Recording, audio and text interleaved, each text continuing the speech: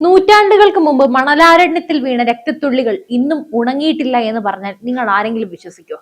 ഇന്ന് മിഡിൽ ഈസ്റ്റിൽ നിന്ന് ഉയരുന്ന ഓരോ മിസൈലുകൾക്കും ഡ്രോണുകൾക്കും പിന്നിൽ ആധുനിക രാഷ്ട്രീയത്തെക്കാൾ വലിയൊരു ചരിത്രപരമായ മുറിവുണ്ട്. ലോകത്തെ വിറപ്പിക്കുന്ന ഈ ഗ്രേറ്റ് ഗെയിമിനെ കുറിച്ചാണ് നമ്മൾ ഇന്ന് സംസാരിക്കുന്നത്. സൗദി അറേബ്യയും ഇറാനും തമ്മിലുള്ള ശീതയുദ്ധം കേവലം രണ്ട് രാജ്യങ്ങൾ തമ്മിലുള്ള അതിർത്തി തർക്കമല്ല, അത് ഇസ്ലാമിക ലോകത്തിന്റെ അധിപൻ ആര് എന്ന പോരാട്ടമാണ്. പശ്ചിമേഷ്യയെ ചടുലമാക്കുന്ന ലോക സമ്പദ് വ്യവസ്ഥയെ മുൾമുനയിൽ നിർത്തുന്ന ആ രഹസ്യ യുദ്ധത്തിന്റെ ആഴങ്ങളിലേക്കാണ് നമ്മൾ ഇന്ന് പോകുന്നത്. ചരിത്രം തുടങ്ങുന്നത് 6-ാം നൂറ്റാണ്ടിലാണ്. AD 632 പ്രവാചകൻ മുഹമ്മദ് നബിയുടെ വിയോഗത്തോടെ മുസ്ലിം സമൂഹം അഥവാ ഉമ്മത്ത് ഒരു വലിയ ചോദ്യത്തിന് മുന്നിലായി. പ്രവാചകന് ശേഷം ആര് നയിക്കും?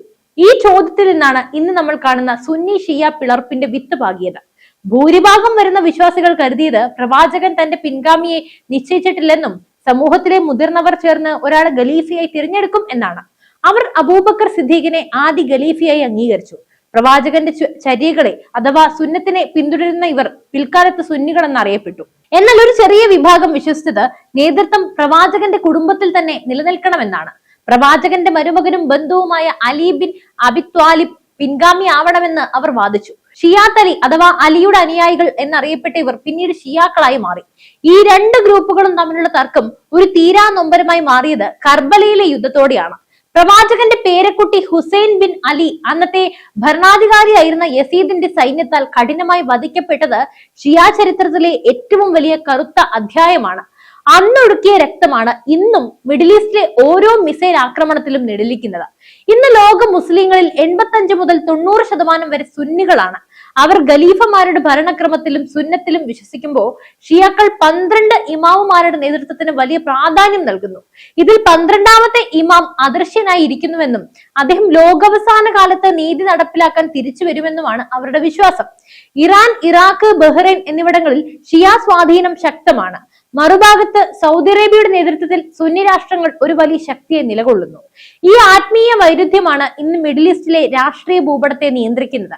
സൗദി അറേബ്യ ഇസ്ലാമിന്റെ ജന്മനാട് എന്ന നിലയിലും വിശുദ്ധ നഗരങ്ങളായ മക്കയുടെയും മദീനയുടെയും സംരക്ഷകർ എന്ന നിലയിലും ലോക മുസ്ലിങ്ങളുടെ സ്വാഭാവിക നേതാക്കളായി സ്വയം കാണുന്നു. എന്നാൽ 1979 വിപ്ലവത്തിന് ശേഷം ഇറാൻ ഈ നേതൃത്വത്തെ വെല്ലുവിളിച്ചു. അമേരിക്കയെയും പാശ്ചാത്യ രാജ്യങ്ങളെയും എതിർക്കുന്ന യഥാർത്ഥ വിപ്ലവകാരികൾ തങ്ങളാണെന്ന് ഇറാൻ അവകാശപ്പെടുന്നു.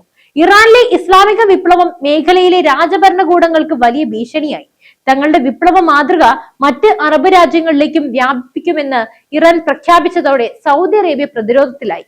ഇറാനും സൗദിയും നേരിട്ട് യുദ്ധത്തിലേക്ക് പോകുന്നില്ല, പകരം അവർ മറ്റുള്ളവരുടെ മണ്ണിൽ നിന്നും യുദ്ധം ചെയ്യുന്നു. ഇതിനെയാണ് പ്രോക്സി വാർ എന്ന് വിളിക്കുന്നത്. യമൻ, സിറിയ, ലെബനൻ എന്നീ രാജ്യങ്ങൾ ഈ രണ്ട് വമ്പന്മാരുടെ യുദ്ധക്കളമായി മാറിയിരിക്കുകയാണ്.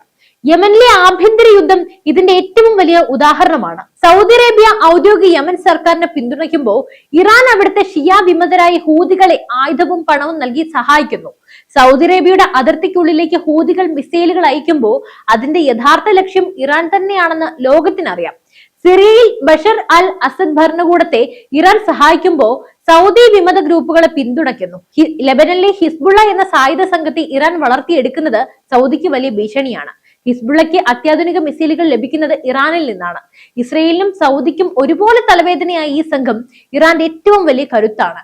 ഇറാഖിലെ ഷിയ ഗ്രൂപ്പുകളും ഇറാനോട് ചേർന്ന് നിൽക്കുന്നത് സൗദിയെ വളരെയധികം ആശങ്കപ്പെടുത്തുന്നു. ചുരുക്കി പറഞ്ഞാൽ പശ്ചിമേഷ്യയിലെ ഒട്ടുമിക്ക തർക്കങ്ങളിലും ഈ രണ്ട് രാജ്യങ്ങളുടെയും കൈകടത്തലുകൾ കാണാൻ സാധിക്കും. 2016-ലും 2017-ലും ലോകത്തെ ഞെട്ടിച്ച ചില വാർത്തകൾ പുറത്തു വന്നു. ഹൂതികൾ മക്കയെ ലക്ഷ്യം വെച്ച് ബാലിസ്റ്റിക് മിസൈലുകൾ അയച്ചു എന്നായിരുന്നു ആ വാർത്ത. മുസ്ലിം ലോകം മുഴുവൻ പ്രതിഷേധവുമായി രംഗത്തെത്തി. എന്നാൽ ഹൂതികൾ ഇത് നിഷേധിച്ചു. തങ്ങൾ മക്കയെ അല്ല, ജിദ്ദയിലെ വിമാനത്താവളത്തെയാണ് ലക്ഷ്യം വെച്ചതെന്ന് അവർ വാദിച്ചു. പക്ഷെ മക്കയുടെ തൊട്ടടുത്ത് വെച്ച് അമേരിക്കൻ നിർമ്മിത പേട്രിയറ്റ് മിസൈൽ പ്രതിരോധ സംവിധാനം ഉപയോഗിച്ച് സൗദി ഈ മിസൈലുകൾ തകർക്കുകയായിരുന്നു. വിശുദ്ധ നഗരങ്ങൾക്ക് നേരെയുള്ള ഈ നീക്കങ്ങൾ സൗദിയെ കൂടുതൽ പ്രകോപിപ്പിച്ചു. തങ്ങളുടെ അസ്തിത്വത്തിന് ഭീഷണിയാകുന്ന ഇറാന്റെ നീക്കങ്ങളെ ചെറുക്കാൻ സൗദി ആധുനികവൽക്കരണത്തിന്റെ പാത സ്വീകരിച്ചു.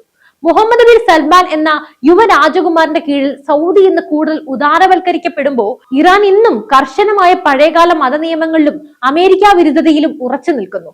സൗദിയുടെ ഈ മാറ്റങ്ങൾ യുവതലമുറയെ ആകർഷിക്കുമ്പോൾ ഇറാൻ പഴയ വിപ്ലവ വീര്യം വിടാതെ പിടിച്ചു നിൽക്കുകയാണ്. ഇറാനെ ഭയന്നാണ് ഗൾഫ് രാജ്യങ്ങൾ അമേരിക്കയുമായി ഇത്രയേറെ അടുത്തത് എന്നത് ഒരു സത്യമാണ്. ഇന്ന് മിഡിൽ ഈസ്റ്റിലെ ഏറ്റവും വലിയ അമേരിക്കൻ സൈനിക സാന്നിധ്യം ഖത്തറിലെ അൽ ഉദൈദ് എയർബേസിലാണ്. ഇവിടെയാണ് US സെൻട്രൽ കമാൻഡിന്റെ ആസ്ഥാനം. ബഹ്റൈനിൽ അമേരിക്കയുടെ 5ാം കപ്പൽപ്പട തമ്പടിച്ചിരിക്കുന്നു. കുവൈറ്റിലും UAEയിലും ആയിരക്കണക്കിന് അമേരിക്കൻ സൈനികർ സജ്ജമാണ്. സൗദിയിലെ പ്രിൻസ് സുൽത്താൻ എയർബേസ് ഇന്ന് ലോകത്തിലെ ഏറ്റവും സുരക്ഷിതമായ മിസൈൽ പ്രതിരോധ കേന്ദ്രങ്ങളിൽ ഒന്നാണ്. ഈ താവളങ്ങളെല്ലാം ഉപയോഗിച്ചാണ് ഇസ്രയേലും അമേരിക്കയും ചേർന്ന് ഇറാനെതിരെ സൈനിക നീക്കങ്ങൾ നടത്തുന്നത്. ഇറാൻ ഇതിനെ വിളിക്കുന്നത് ശത്രുക്കളുടെ നീട്ടിയ കൈകൾ എന്നാണ്. തങ്ങളുടെ പരമാധികാരിയായ അലി ഖമേനി കൊല്ലപ്പെട്ടതിന് പിന്നാലെ മേഖലയിലെ മറ്റ് രാജ്യങ്ങളെല്ലാം യുദ്ധത്തിലേക്ക് വലിച്ചിഴച്ച് ഒരു പ്രാദേശിക പ്രതിസന്ധി സൃഷ്ടിക്കാനാണ് ഇറാൻ ശ്രമിക്കുന്നത്. ദുബായ് പോലെയുള്ള ആഗോള ബിസിനസ് കേന്ദ്രങ്ങളെയും സൗദിയിലെ എണ്ണ ശുദ്ധീകരണ ശാലകളെയും ആക്രമിക്കുന്നതിലൂടെ ലോക സമ്പദ് വ്യവസ്ഥയെ സമ്മർദ്ദത്തിലാക്കാനായി ഇറാൻ കിണഞ്ഞു ശ്രമിക്കുകയാണ്. ഇതിലൂടെ അമേരിക്കയെയും ഇസ്രായേലിനെയും യുദ്ധത്തിൽ നിന്നും പിന്തിരിപ്പിക്കാൻ കഴിയുമെന്ന് അവർ കണക്ക് കൂട്ടുന്നുണ്ട്. 2020 സെപ്റ്റംബറിൽ ഒപ്പിട്ട അബ്രഹാം ഉടമ്പടി മിഡിൽ ഈസ്റ്റിലെ രാഷ്ട്രീയ ചതുരംഗത്തെ പാടെ മാറ്റിമറിച്ചു. UAEയും ബഹ്റൈനും ഇസ്രായേലുമായി ഔദ്യോഗികമായി ബന്ധം സ്ഥാപിച്ചു. ഒരിക്കൽ ശത്രുക്കളായിരുന്നവർ ഇന്നൊരു പൊതുശത്രുവിനെതിരെ അഥവാ ഇറാനെതിരെ കൈകോർക്കുന്നു. സൗദി അറേബ്യ ഈ കരാറിൽ ഇതുവരെ ഒപ്പിട്ടിട്ടില്ല എങ്കിലും ഇസ്രായേലുമായി രഹസ്യമായ സഹകരണത്തിൽ തന്നെയാണ് അവരുള്ളത്. ഇറാന്റെ ആണവായുധ മോഹങ്ങളാണ് സൗദിയെയും കൂട്ടരെയും എല്ലാം ഭയപ്പെടുത്തുന്നത്. ഇറാൻ അണുബോംബെങ്ങാനും വികസിപ്പിച്ചാൽ തങ്ങളും ആണവായുധം നിർമ്മിക്കുമെന്ന് സൗദി പ്രഖ്യാപിച്ചിട്ടുണ്ട്. ഇത് മിഡിൽ ഈസ്റ്റിനെ ലോകത്തിലെ ഏറ്റവും അപകടകരമായ വെടിമരുന്നാക്കി മാറ്റും. ആണവായുധങ്ങളുടെ സംരക്ഷണം ഉള്ളതുകൊണ്ട് ഇറാൻ പിന്തുണയ്ക്കുന്ന സായുധ ഗ്രൂപ്പുകൾ കൂടുതൽ ശക്തമായ ആക്രമണങ്ങൾ നടത്താൻ മടിക്കില്ലെന്ന് ഗൾഫ് രാജ്യങ്ങൾ ഭയപ്പെടുന്നുണ്ട്. ഇതെല്ലാമാണ് അവരെ അമേരിക്കൻ പക്ഷത്തേക്ക് കൂടുതൽ അടുപ്പിക്കുന്നത്. ഈ പോരാട്ടം കേവലം മതപരമോ രാഷ്ട്രീയമോ മാത്രമല്ല, സാമ്പത്തികം കൂടിയാണ്. ലോകത്തെ ഏറ്റവും വലിയ എണ്ണ ഉൽപാദകരായി ഇവർ തമ്മിലുള്ള ഒരു തർക്കം ഓരോ തവണയും എണ്ണവിലയെ ബാധിക്കുന്നു. സൗദിയിലെ എണ്ണ ശുദ്ധീകരണ ശാലകൾക്ക് നേരെ ഡ്രോൺ ആക്രമണം നടത്തുമ്പോൾ ലോകത്തെ ഓഹരി വിപണികൾ ഇടിയുകയാണ്. എണ്ണ വിപണിയിലെ ആധിപത്യവും വില നിയന്ത്രണവും ഈ പോരാട്ടത്തിന്റെ ഭാഗമാണ്. ഇറാൻ തങ്ങളുടെ എണ്ണ കയറ്റുമതി തടസ്സപ്പെടുത്തിയാൽ ഹോർമൂസ് കടലിടുക്ക് അടച്ചുപൂട്ടുമെന്ന് പലതവണ ഭീഷണിപ്പെടുത്തിയിട്ടുണ്ട്. ഇത് ലോക എണ്ണ വ്യാപാരത്തെ ഒട്ടാകെ തകർക്കാൻ ശേഷിയുള്ള നീക്കമാണ്. അന്താരാഷ്ട്ര ഉപരോധങ്ങൾക്കിടയിലും ഇറാൻ തങ്ങളുടെ സൈനിക ശേഷി വർദ്ധിപ്പിച്ചുകൊണ്ടിരിക്കുകയാണ്. അവർ വികസിപ്പിച്ചെടുത്ത ബാലിസ്റ്റിക് മിസൈലുകൾ മിഡിൽ ഈസ്റ്റിലെ ഏത് കോണിലും എത്താൻ ശേഷിയുള്ളതാണ്. തങ്ങളെ ആക്രമിച്ചാൽ സൗദിയുടെ എണ്ണ സങ്കേതങ്ങളും ഇസ്രായേലിന്റെ തന്ത്രപ്രധാനമായ ഇടങ്ങളും തകർക്കുമെന്ന് ഇറാൻ മുന്നറിയിപ്പ് നൽകുന്നു. ഹൂതികളെ ഉപയോഗിച്ചുള്ള ഷാഡോ വാർ ഇറാൻ കൂടുതൽ ശക്തമാക്കുകയാണ്. സൗദി അറേബ്യയുടെ ആകാശ സുരക്ഷാ സംവിധാനങ്ങളെ പരീക്ഷിച്ചുകൊണ്ട് ഡ്രോൺ ആക്രമണങ്ങൾ തുടർച്ചയായി സംഭവിക്കുന്നു. മറുഭാഗത്ത് സൗദി അറേബ്യ വൻതോതിൽ ആയുധങ്ങൾ ഇറക്കുമതി ചെയ്യുന്നു. അമേരിക്കയിൽ നിന്നും മറ്റ് പാശ്ചാത്യ രാജ്യങ്ങളിൽ നിന്നും അത്യാധുനിക യുദ്ധവിമാനങ്ങളും മിസൈൽ പ്രതിരോധ സംവിധാനങ്ങളും അവർ സ്വന്തമാക്കി. എന്നാൽ ഇറാന്റെ ഗറില്ല യുദ്ധതന്ത്രങ്ങളെ നേരിടാൻ ഇത്തരം വൻകിട ആയുധങ്ങൾ പലപ്പോഴും പര്യാപ്തമാകാറില്ല. ഇതാണ് സത്യം. ഇത് സൗദിയെ കൂടുതൽ അമേരിക്കൻ സഹായത്തിന് പ്രേരിപ്പിക്കുകയാണ്. 1979 ഇറാൻ വിപ്ലവം മേഖലയിലെ അധികാര സമവാക്യങ്ങളെ എങ്ങനെ മാറ്റിമറിച്ചു എന്ന് നോക്കാം.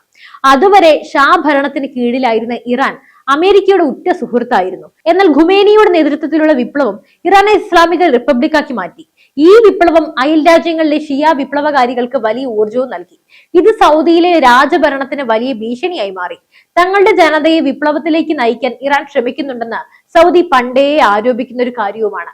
അപ്പോൾ ഈ ഒരു വിഷയത്തിൽ നിങ്ങളുടെ അഭിപ്രായം എന്താണ്? അതുപോലെ തന്നെ ഞാൻ ഇത്രയും പറഞ്ഞത് നിങ്ങൾക്ക് മനസ്സിലായി എന്നാണ് വിശ്വസിക്കുന്നത്. അതായത് എങ്ങനെയാണ് ഈ ഒരു യുദ്ധത്തിന്റെ ചരിത്രം, അല്ലെങ്കിൽ ഇവരെങ്ങനെയാണ് രണ്ട് ചേരിയായി മാറിയത് എന്നതാണ് ഞാൻ ഇത്രയും പറഞ്ഞു തന്നത്. അപ്പോൾ നിങ്ങൾക്ക് എന്തെങ്കിലും സംശയങ്ങൾ ഉണ്ടെങ്കിൽ തീർച്ചയായും കമന്റിൽ രേഖപ്പെടുത്തുക. അതുപോലെ തന്നെ നിങ്ങളുടെ അഭിപ്രായങ്ങൾ രേഖപ്പെടുത്തുക. മറ്റൊരു വിഷയമായി വീണ്ടും എത്തും വരെ നന്ദി. News desk IBN Malayalam.